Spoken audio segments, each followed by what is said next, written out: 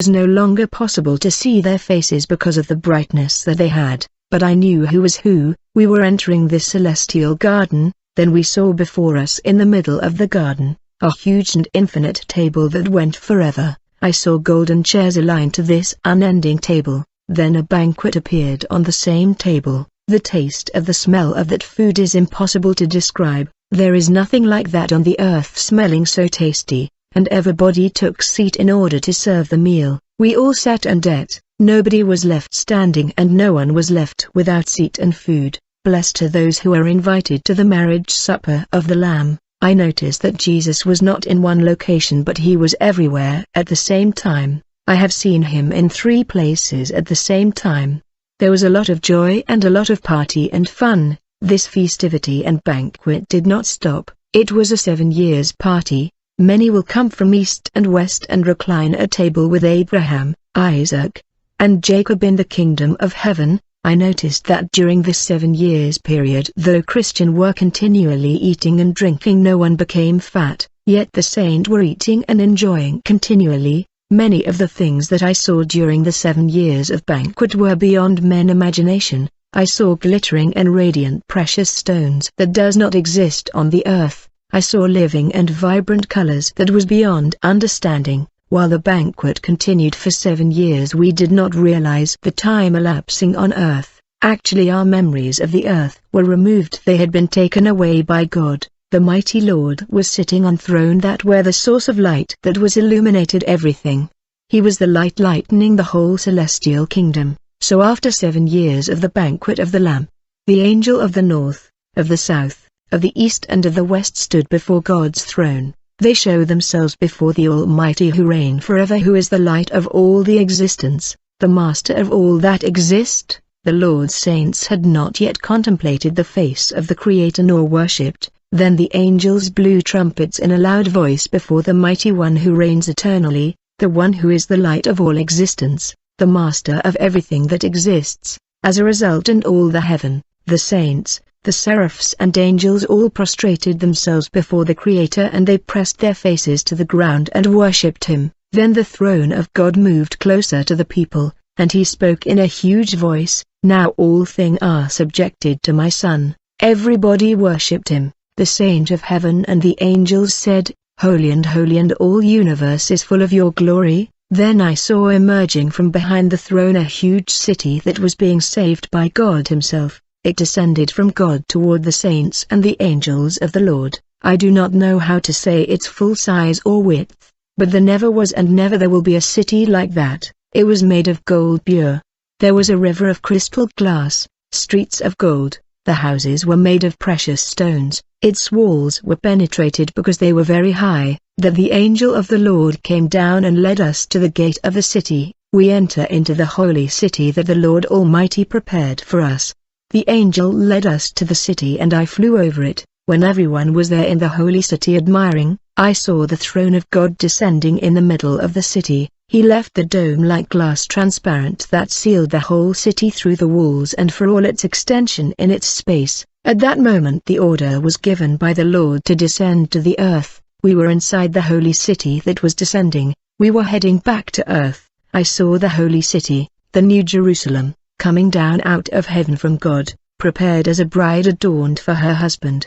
And I heard a loud voice from the throne saying, "Behold, the dwelling place of God is with man, and he will live with them.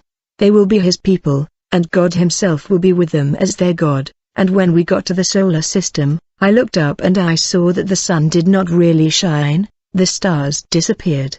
The sea no longer existed and there was no water anywhere. The ground was empty, but there was still a man who was lying on the earth. The holy city and the glory of God began to enter the earth. I was amazed to see the brightness of the city of glory. The man who was lying in the middle, he lifted up his head and stood and shook his body and his arms. At that moment the ashes that were on him fell and he turned into a cherubim of immense wings. Then the holy city landed on the earth right in the center of the ancient Jerusalem, and the dome kept the city open, the throne of the Lord and bronze over it to the entrance. The Lamb was sitting next to the Creator, and an immense crystal ramp came down from the throne to touch the earth, and there at the end of the ramp was a light. Then I saw God standing from the throne. I was on the side of the Lord's throne. I saw something spectacular. A breath came out of God and spread throughout the earth. As a result, I saw the redemption of the earth, the air and the sea. I saw the sea rising again.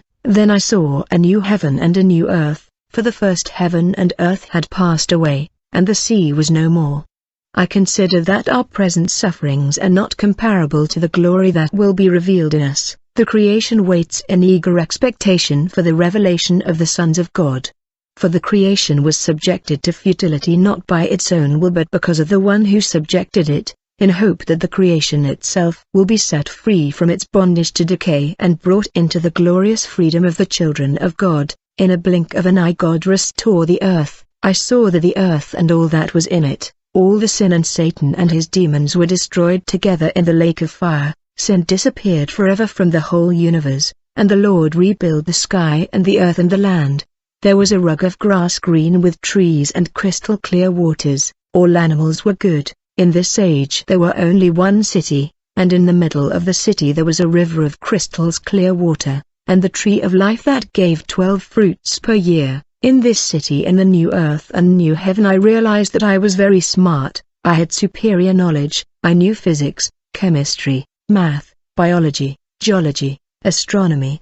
It was as if a part of me had awakened. A part of us that died in the Adamic sin was restored. I was no longer hungry and no need to sleep. I could travel to wherever I wanted with the power of thought. I could move to any part of the earth in the speed of thought. Then I saw Jesus sitting next to a source of water and playing with children. I approached him. When he saw me he hugged me. I looked into his flaming eyes and told him that I had a request to make. He looked at me in the eye and smiled. I said, "You gave me so many revelation. You granted me to see God, and so many other extraordinary things that I have experienced, but I still have a dream. I know the beautiful things that God created far from here on earth. I read one day in your words that all that God created would be revealed to men. I wish I can see the mystery of God that is yet to be revealed, that is hidden." Jesus was not willing to reveal more mystery. Then a breath came out of the mouth of God.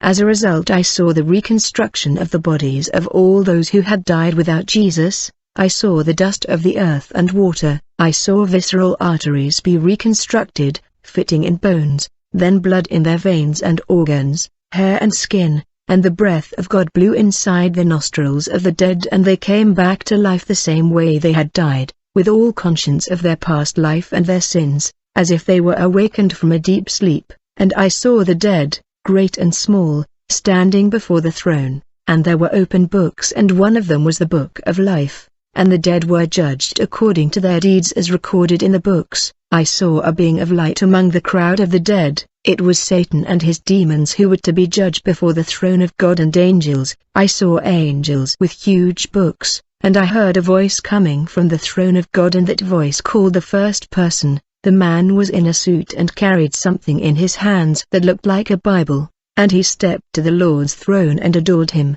When he raised his head I saw terror in him. God had not yet said anything, but the sins of that man began to torment him right there in front of the Creator. Then I saw Satan looking at him.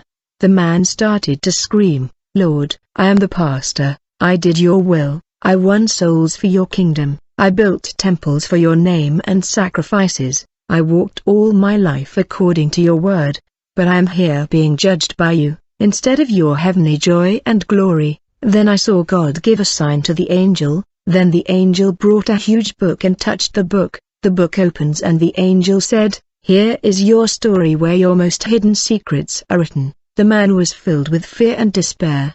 The angel said to this pastor, "What you just said is true. However, later in your walk with God your heart changed. It was corrupted for money. You introduced doctrines in the church that were not within the word of God because you lived many lives. You were stealing the tithes and offerings of the house of the Lord for your own benefit, for greed. Money that can be spent on God has you overspent it on your carnal desire. You ended up in fornication and drinking. Your wife inside the house waited for forgiveness and reconciliation, but you never asked her. Today the Creator has tried you according to your works." Then I saw on the side a river of fire that seemed like volcanic lava. It stretched across the land. The angel of the Lord took the man and cast him to the abyss of the river of fire, and he was consumed. Afterward the voice that came out of the throne of God called another man, and I saw someone coming out from within the crowd on the ramp, and when arriving before God he prostrated. Another angel was called.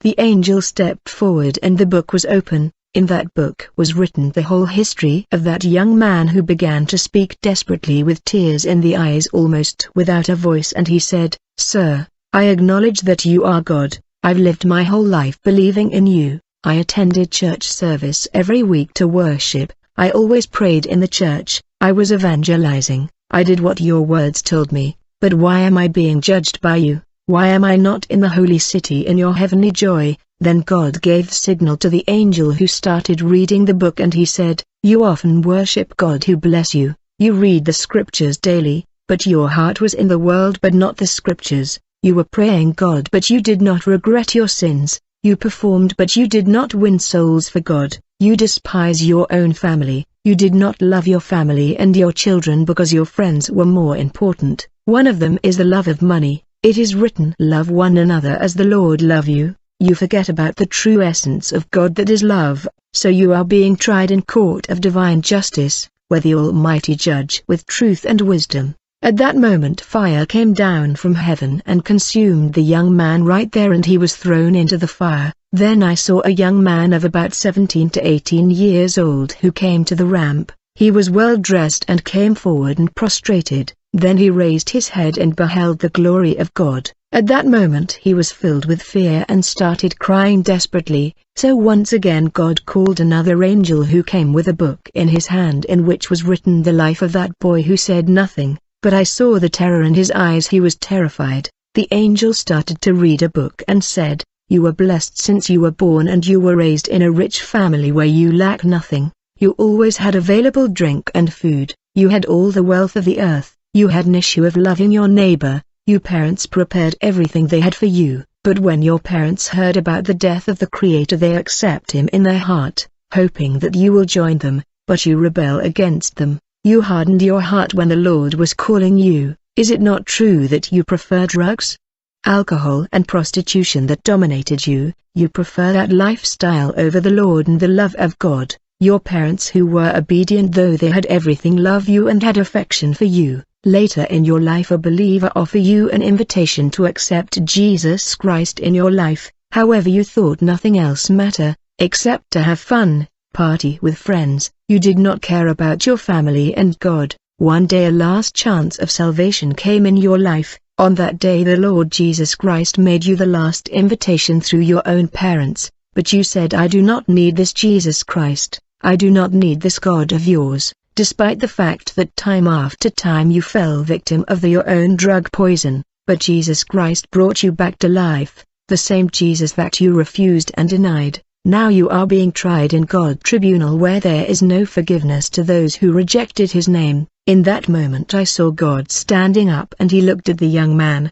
order his punishment, and the angels chained him and cast him in the lake of eternal fire to be tormented for all his sins. The multitude who were there before God knelt and adored Him. It was hard for me to see all this judgment, especially of seeing all those people who had the chance and opportunity of God's love. The multitude of people that were before God, all were judged according to their works. I do not know how long that trial lasted. Later on we traveled towards my city exactly at the same time that the angel appeared on top of the hill. I saw the whole city from above and stayed confused at that moment. I did not understand what was happening. Then he touched my forehead and my memories came. My head remembered everything I had seen and felt. I wanted to go back. I wanted to stay there with Him in that wonderful place forever. I wanted to be with my Lord forever. Jesus said, "I chose you to be a witness of all these things I've done in the past with other."